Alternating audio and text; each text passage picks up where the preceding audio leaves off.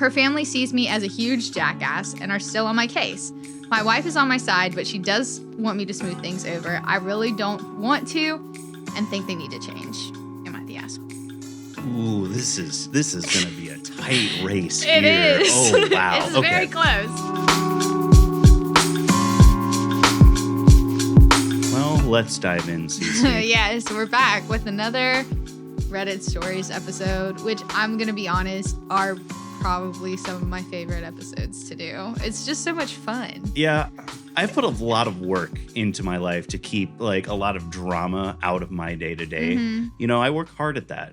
Yeah. And I think that ultimately I live a good life because of it. I don't have to worry about so much because of that. I think I just generally try to be a good person, and that keeps you from finding yourselves in many of those situations. Crazy how just be normal is such like just good all around life advice. It sure is. It really is. And people forget about this one simple, they don't want you to know this one simple trick that can change your life. Just be normal. Yeah, but that's being said, there is just a gaping hole where like, you know, the interesting drama is in my life, and I need to fill it with some hilarious content. There is. And I had a day last week. It wasn't drama filled per se, but it was just a day where it was just like everyone is driving me crazy. You know what it's like little things happen and then you kind of get a little bit frustrated and then things begin to pile on. And I'm like, this cannot be happening right now. I can't. What are the people up to? Yeah, that's sort of like death by a thousand cuts thing. Yeah, at the end of the day, I was like, I talked to my mom every night. I was like, Mom, you are not going to believe this. It took me about 30 minutes to get through that rant. I was like, I cannot take this anymore.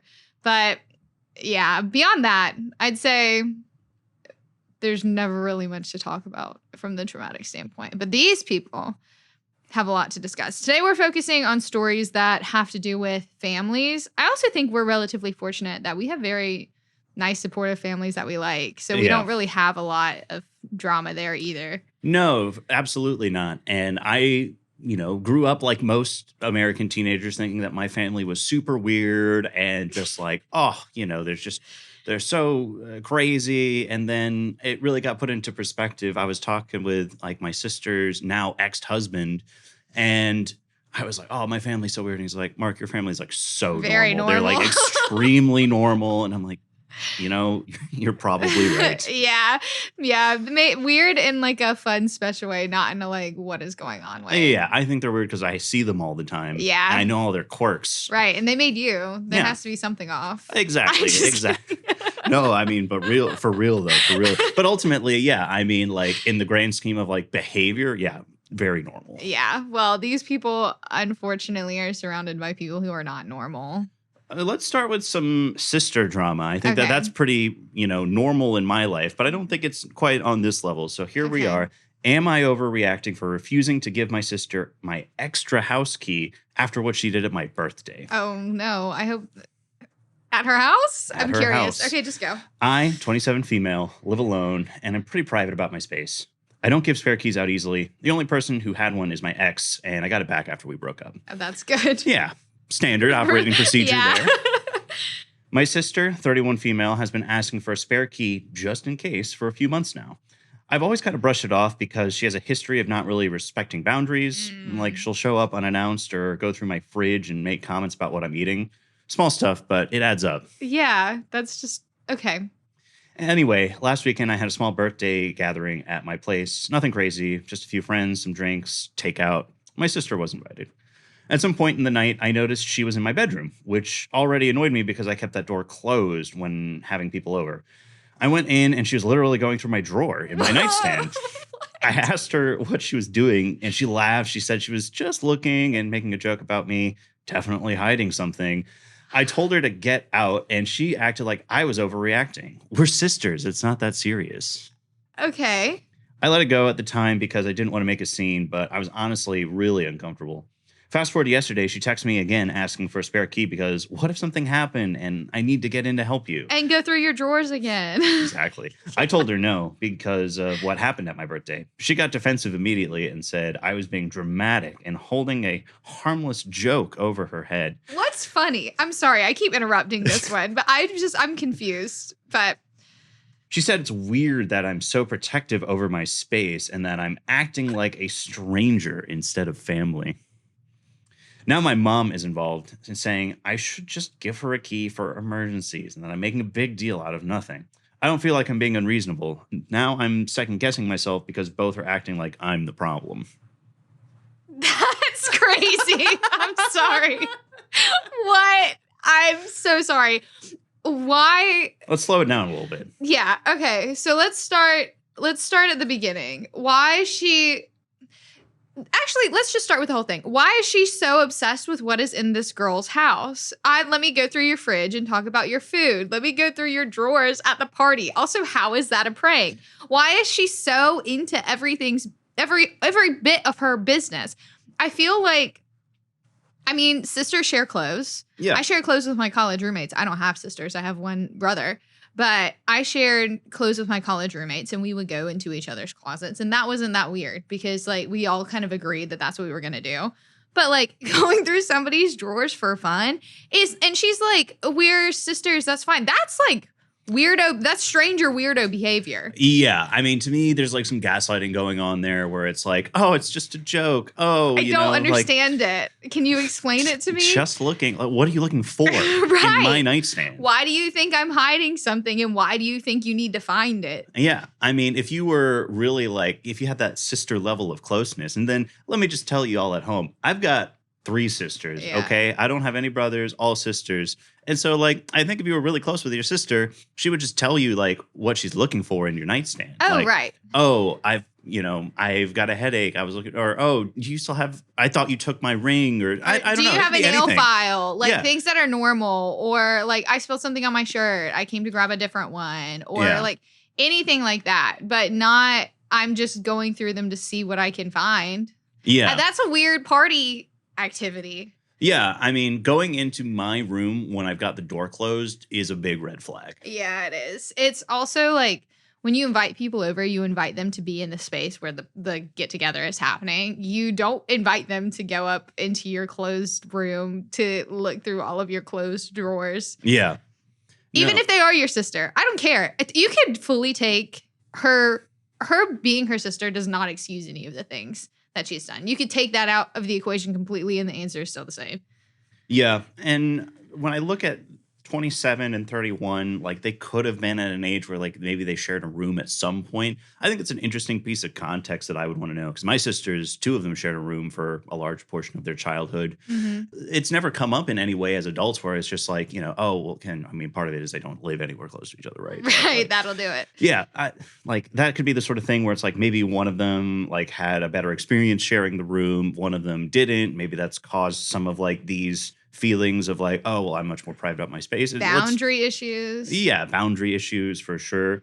To me, I think it's not overreacting at all. I think there's a lot of red flags here. A lot of this stuff kind of calls back to one of the stories from our previous Reddit Stories episode where it's just so much gaslighting going on. It's just oh, you're being crazy. Oh, it's just a joke. What are you hiding? Right. And the fact that the mom is in on this as well makes me feel bad for this girl because I'm sure this is probably why she's cares so much about her personal space.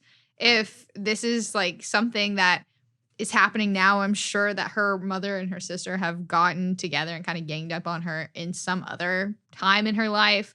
And also, back to the main point of this is all about whether or not she should give this girl a key to her house. The answer to that is obviously no. Right. Because if you let her in your house and she starts snooping, what is she going to do if she has free reign to just go throughout your house and roam anytime she pleases? That's weird. Give it to a friend or somebody not nosy, or keep it to yourself and whatever happens, happens. Yeah. And the top comment here, not overreacting. This is Looney Tunes. You didn't ask for advice, but I'd give her a key, not my place, but just a key to shut her up. First time she goes in there when she doesn't have a reason to, there you go. Proof she can't be trusted. Yeah. I'm changing my mind. Give her a key, but not a key to your house. Give her a key to something random. That way, when she tries to go, she can't actually get in. But everybody's like, oh, thank you for giving her a key. Exactly. That would be my trick. And that's the thing is if she's oh, I don't think my key works. It's well, why did you use it?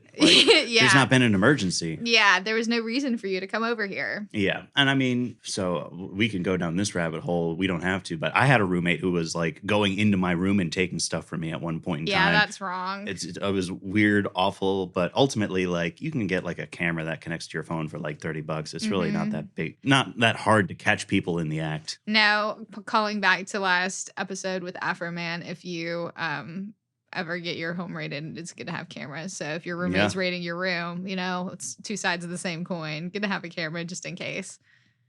So we had some sister drama. What kind of drama do you have for us today? So this is sister-in-law drama, actually. Oh, nice. This first one. So Hell another yeah. layer. But this one is from r/Am I the Asshole? Am I the asshole for being blunt and saying I will never name our child after my wife's sister since she is a spoiled brat? My wife and I are expecting our daughter in a few months. My wife, I will call her Nora, has a younger sister, Rebecca, that everyone in that family is overprotective of. I'm not a fan of Rebecca. I find her to be a spoiled brat that will cry to mom every time she doesn't get her own way. I find her overall to be rude and entitled. Nora's family babies her, and to be honest, at 22, she should not be throwing a fit about not getting what she wants. One example of this is she had a mini meltdown at our wedding because her shoes were the wrong color. Not even by a lot. It was just a different shade of white. You couldn't even see the shoes since the bridesmaid's dress was so long. So about 30 minutes before we were going to get married, she was crying and everyone had to comfort her. Anyways, we got dinner with my wife's family this weekend, and during dinner, Rebecca said it would be nice to have a niece named after her. I shrugged it off and the dinner went on like normal. When we got home, my wife set me down and told me she wanted to name our daughter after her sister. She brought up how much it would mean to her sister. I told her no. We have a 2-yes rule to names. Nora texted her and told her no. That's where everything got bad. It started with my wife getting texts about changing her mind from her family, and when she stuck to the decision, they got rude about it. I started to receive texts, and it ended with me getting calls from my mother-in-law and Rebecca. I told both of them no multiple times, and they just started asking why over and over again. At that point, I snapped and told both of them I would never name our daughter after her, that she is a spoiled brat, and I don't want our daughter to be anything like her. This is literally an example of it. I hung up. My wife says I should apologize, but she agrees they were being a lot. I've still been getting texts about how Rebecca has been crying since the conversation. Her family sees me as a huge jackass and are still on my case. My wife is on my side, but she does want me to smooth things over. I really don't want to and think they need to change. Am I the asshole? Ooh, this is going to be a tight race It here. is. Oh, wow. It's very close. So let me start this off by saying, what was the sister-in-law's name again?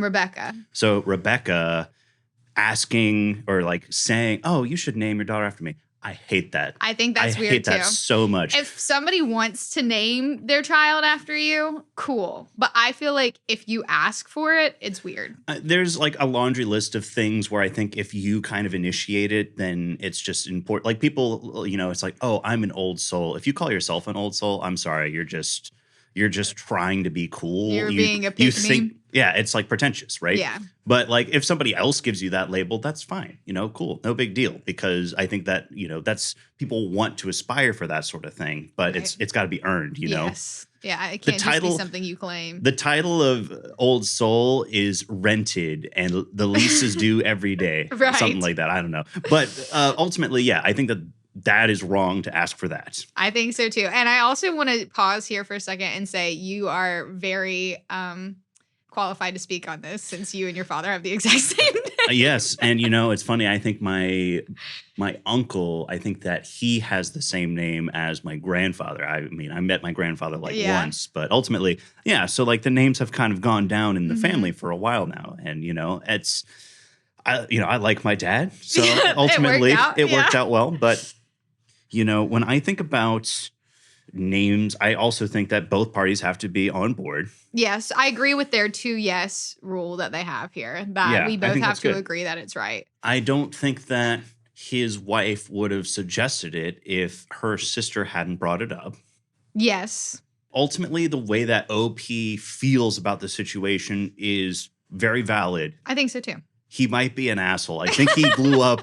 I think he blew up. I think you gotta kind of like keep relations with the in-laws. A little chill. You gotta like, sure. I mean, I think that ultimately we want to be family with our in-laws. We want to really feel comfortable. You are. You're are. stuck No, together. absolutely. Yeah. And you want to feel like you do with your family. You want to feel like you can let go and you can just be your true self. But like, I'm sorry, if you're being an asshole around your family, you might be wrong for that too. Yeah, I think they're kind of both a little bit in the wrong here. I feel like, obviously, Rebecca, what is going on? The mother-in-law jumping in is a little bit weird. But I agree. Also, he didn't have to call her a spoiled brat. I think that's where it took a step too far. Exactly. No, I think that if it was, is he overreacting? No, I don't think he's overreacting. Is he the asshole? Yes, I think that he crossed a couple lines there. Just basically, I think instead of just saying like, I am not going to name my daughter after you. This has been decided. I wish that you would please stop talking to me about it. The end. Exactly. Rather than, I think you're a spoiled brat and I don't want my kid to be like you anyway. That's a little bit like. That's going over the edge. Maybe too far. Oh, this is so fun. I think this is the first time we've gotten to stamp.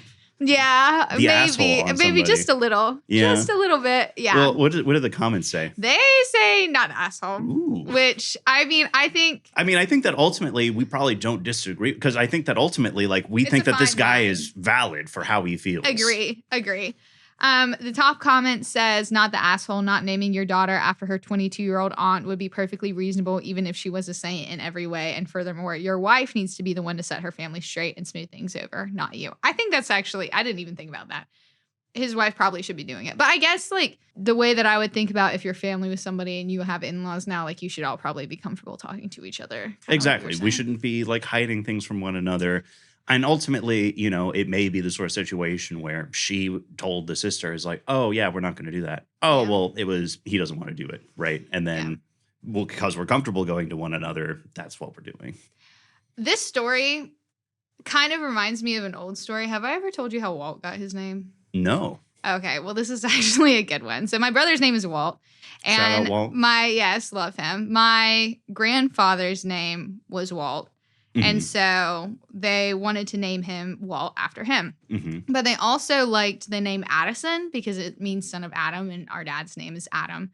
And so they couldn't really decide between the two of them. They couldn't get to a 2 yes rule on the name.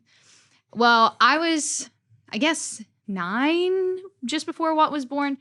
And I was like, Addison is a girl's name. I was like, I don't want my brother to be named Addison. I also just think that's kind of lame. I was just not into Addison. I didn't like it. So they couldn't decide. I knew which one I liked. And so I was like, well, since you can't pick, let's just draw them out of a hat, like lottery. Whatever it says is the one that you will get. I think I know where this is going. Well, I put in 1 Addison and 6 Walts. And somebody drew the Addison, but we all drew, all 3 of us. And obviously Walt won. And I didn't tell them that I had rigged it until years later. That's so funny. Oh my God. So in a way, I kind of sister-in-lawed my parents into naming my brother after our grandfather. What a huge drama bomb on the pod. Yeah. Like, oh my gosh. Well, it worked out. You've met my brother. Could you imagine if his name was Addison? He's Walt.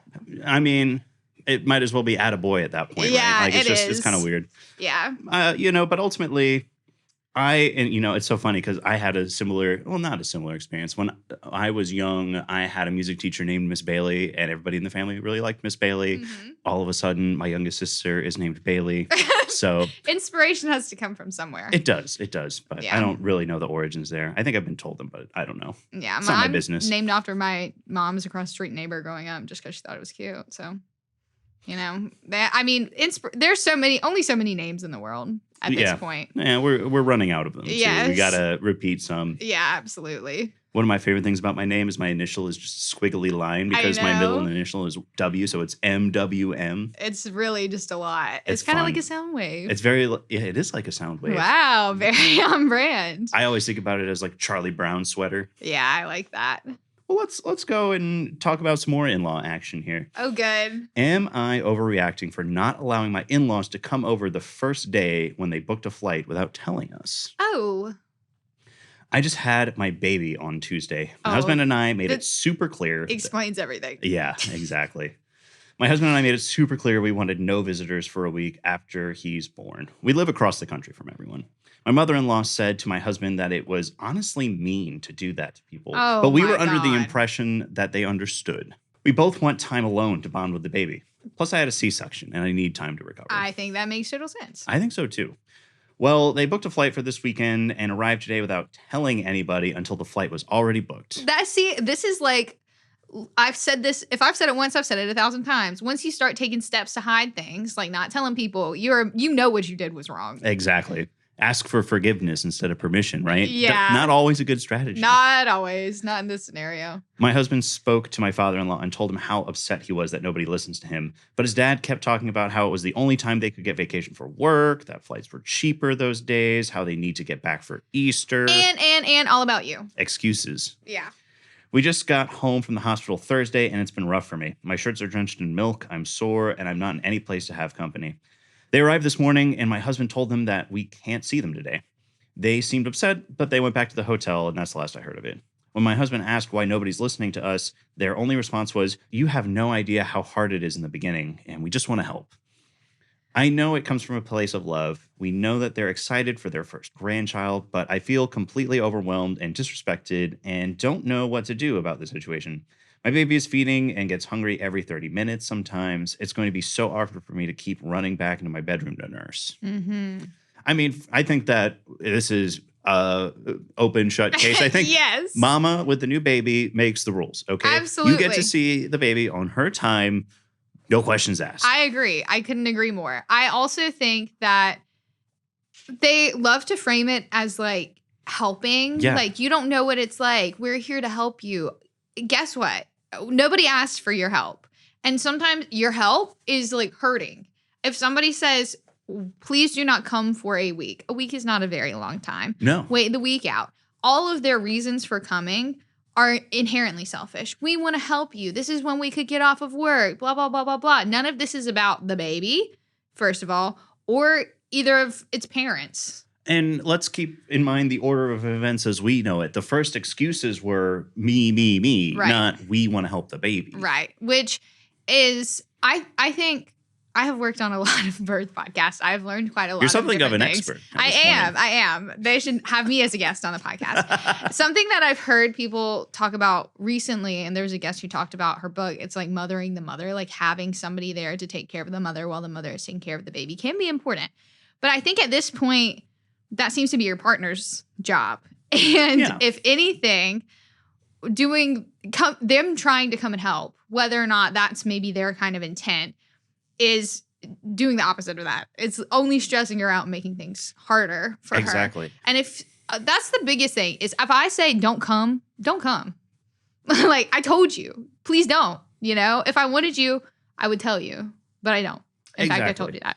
And, you know, we all are excited when a new baby comes. You know, we all they smell so good. And they're so cute. And my cuddly. step-cousin, this is complicated. My step-cousin-in-law, I guess, technically, my step-cousin's wife, Ooh. my step-cousin, my queen Greta, she's having, she's pregnant. Her baby's due, I think, in June? July? I don't know. We have a baby shower soon. I'm excited. I love babies. They live down the street from my parents. I can't wait to hang out with the baby. But you know what I'm not going to do? Just like invite myself over to hang out with it. No. I'm going to be like, if you need me, let me know. And then I'm going to enjoy every single second that I get to smell how good the baby smells. Yeah. Or you say like, oh, I am so excited to meet my, oh gosh, I don't know how you describe that relation. Second cousin-in-law. I have no idea. They're just going to call me aunt, apparently. That's what we're going with. I'm so excited to see the baby. Right.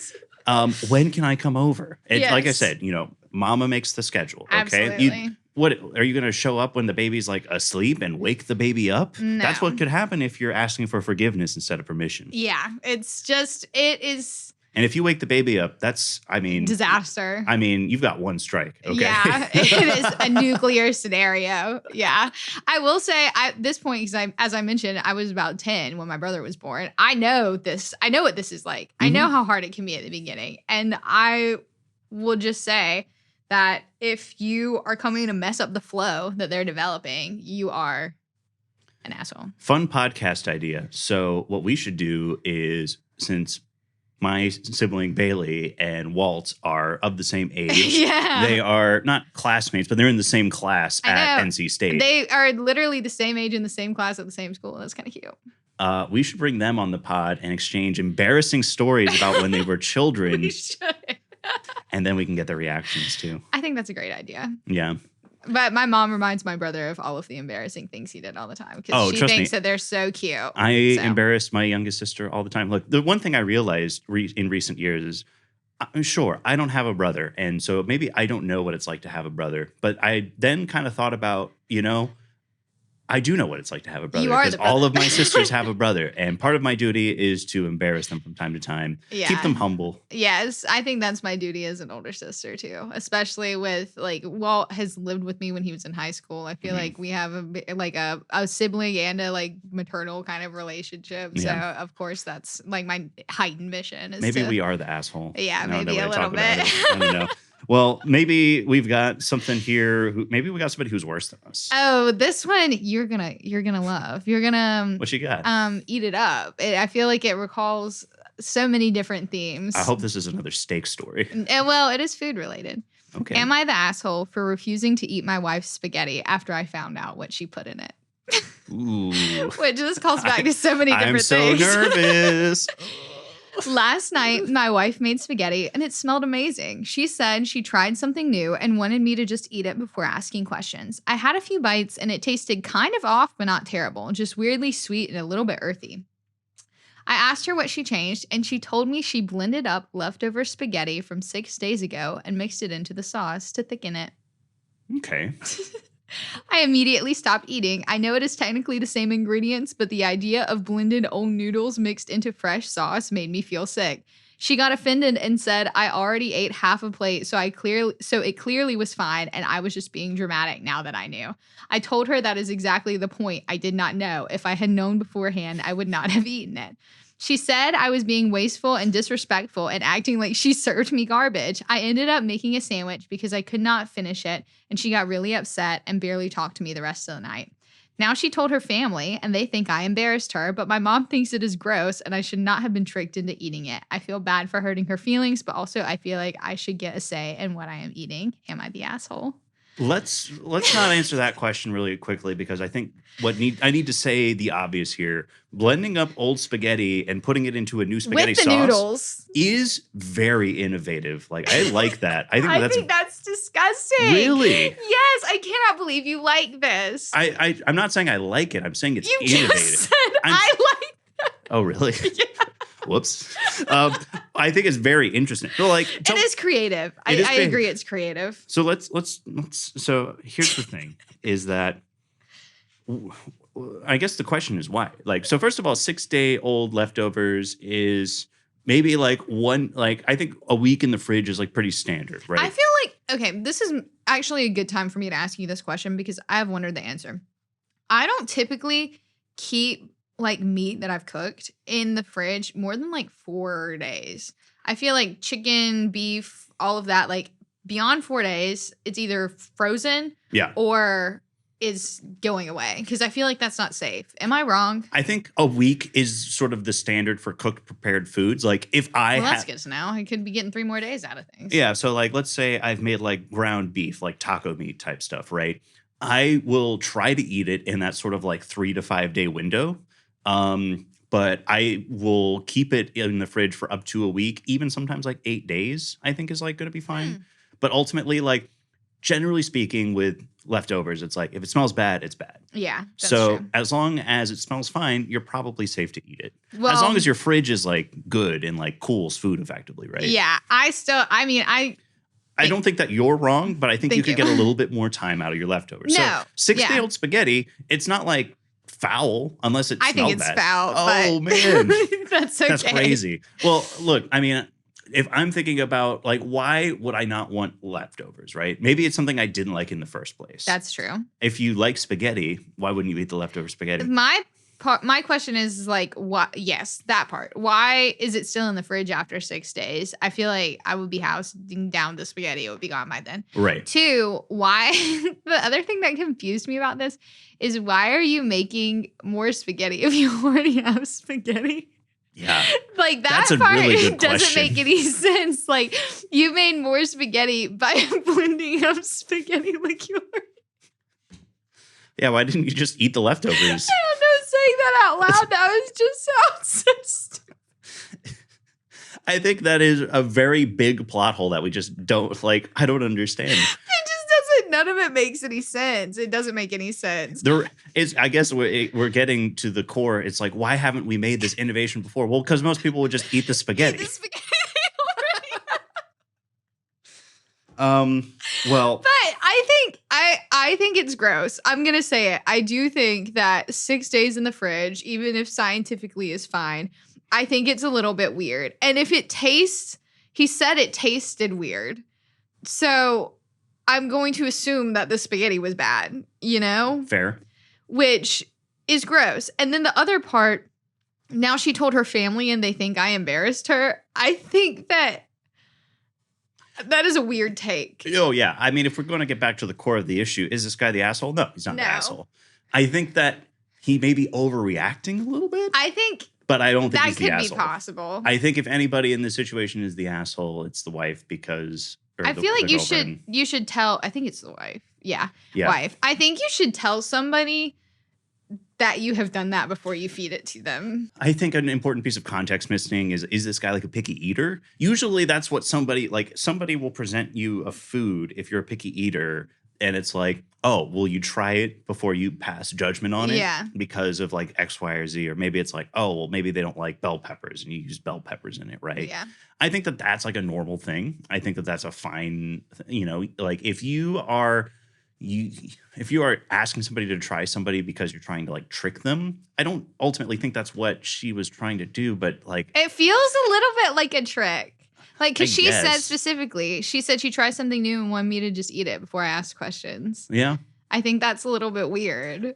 I'm pulling you over to my side. I don't know. Because I am not a picky eater for the most part. I eat all the things that I can eat. I eat. Like I don't really care. Yeah. But as you have learned and also know about me generally, I am particular. So I'm like, if somebody serves me old food, I'm going to freak out. I'm going to be like, now I have old food inside of my stomach and I'm going to have to do something about that or I'm going to freak out, So like. I mean, I think that the sweetness from the sauce is probably more from just the blended up noodles because there's like a little bit of sugar and like all those sorts of like, glutinous products, right? Yes. I don't necessarily think it was from it just like going bad. I don't know. Like this whole situation is fascinating to me and not because of like the reactions, but ultimately it's just like, why did this happen? Yeah. It didn't have to be this way. The last thing that I have to say about this is let's pretend that I had a really nice blender. Let's say I had one of those like nice, like $1,200 like Vitamixes or like a really nice Ninja blender or something like that. Ninja. I'm jealous. I took it from my parents. I've got a Magic Bullet and it's fun because I asked for a blender for Christmas and my sister Sam got me a Magic Bullet and we used to watch the Magic Bullet infomercials when we were going to school at like so beautiful. 6 a.m. and it was such a it was one of the best gifts I ever got. I use it all the time. Exactly what you wanted and with an emotional connection. Yeah, I'm getting a little misty. I just recalling it and how I felt in that moment. Oh, good. But if I had a really nice blender that could just blend up whatever, I would be throwing all kinds of stuff in there. That's weird. That I think is weird. Like what? What are you putting in the blender? Left. No.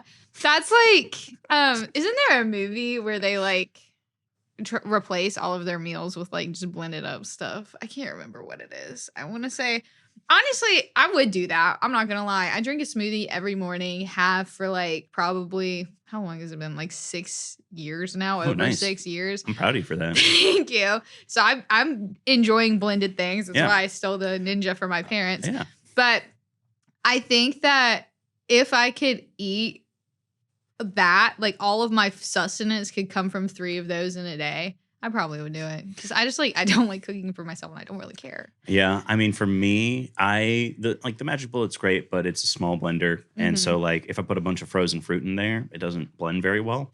And so like I microwave like my frozen fruit for like 15-20 seconds. Take the chill off. Yeah, exactly, and it still comes out as a good smoothie. But like I would prefer to just like have a good blender that can and like really just cut up my fruit for me. Yeah, well. I think not the asshole. I am still confused as to what's happening. I mean, it is just fascinating. The first comment says, not the asshole. You want to know what that quote earthy taste probably was? Mold. Oh, yeah. That's fair. Yeah. Somebody said, the person replied to that and said, you get an earthy taste in something that shouldn't taste early. You're earthy. You're typically tasting mold/fungus. That's fair. I forgot about the earthy taste. That's a pretty important qualifier. Also, I just want to say, leftover spaghetti and sauce is generally safe to eat for 3 to 5 days when stored in an airtight container in the fridge. For best quality, use it within 3 to 4. So I'm doing what the internet tells me. That's probably exactly where I got that too. That's fair. An internet source like that. I respect that. Yeah. And somebody said, you didn't embarrass her. You stopped eating. Did you go and tell her family to garner ridicule? No, she told her family. If she is embarrassed, it is because she has embarrassed herself. Again, yeah, I think that this guy was, not really doing that much in the story. He ate the food. He didn't like eat what the he heard. food. It's not like he went out and was just like put her on blast because she did this. Take out a billboard. My wife fed me spaghetti that was spaghetti. Yeah, well, this has been one spaghetti incident that I will never forget. No, it has been certainly very confusing. I think I feel even more grateful for my family that while they have their moments of weird behavior, it's never to this level of strange. Yeah. Oh my gosh. I can't wait to subject my family to like crazy, I don't know. Maybe we should do something insane, so maybe we could get our family to post on us on here. Exactly. Yeah. The big reveal. What? It was me. Yeah, it was a I'm plot. the asshole. I'm the spaghetti person. No. Yeah, this was eye-opening in a lot of ways. Yeah. I think that if your family is forcing you to ask questions to Reddit, maybe take a step back. Yeah, it makes me thankful that my family is normal and boring. Yes, nothing like it. That's it for this dive. Thanks for being here. You can find us on Instagram and TikTok at wavestream.media. And if you want a podcast like this one or totally not like this one, visit our website, wavestream.media. See you soon.